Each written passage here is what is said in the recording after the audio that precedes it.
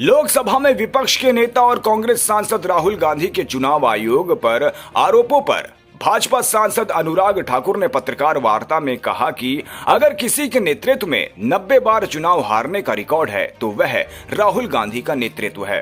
Party के भीतर भी राहुल गांधी के नेतृत्व पर सवाल उठाए जाते हैं। जब वह चुनाव हारते हैं तो वह ईवीएम पर सवाल उठाते हैं या मतदाताओं को दोष देते हैं। कांग्रेस ने कहा भाजपा के लिए ईवीएम में हेराफेरी की गई। फिर उन्होंने कहा कि ईवीएम पर प्रतिबंध लगाओ, मतपत्र वापस लाओ। लेकिन फिर इन्होंने कहा कि ईवीएम को रिमोट से हैक किया जा सकता है। हर हार के बाद कांग्रेस नए बहाने ढूंढती रही।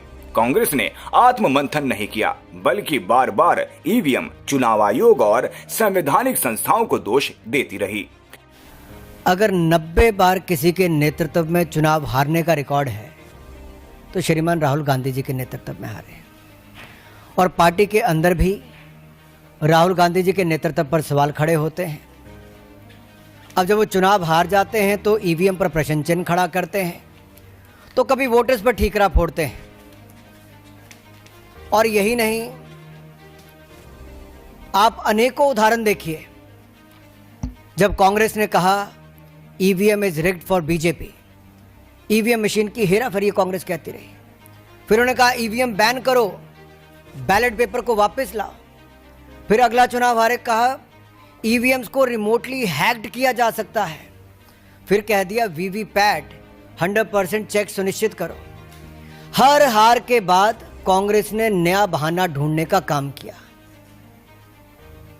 आत्मचिंतन, आत्मनिरीक्षण कांग्रेस ने नहीं किया, लेकिन आरोप ईवीएम इलेक्शन कमीशन से लेके संवैधानिक संस्थाओं पे बार बार लगाते रहे।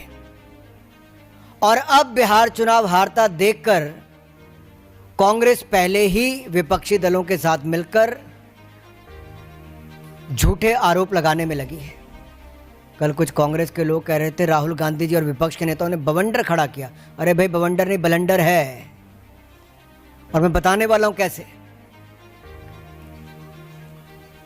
जितने आरोप आज तक लगाए, मैं राहुल जी को यही कहूंगा, धूल चेहरे पर थी पर आप आईना साफ करते रहे।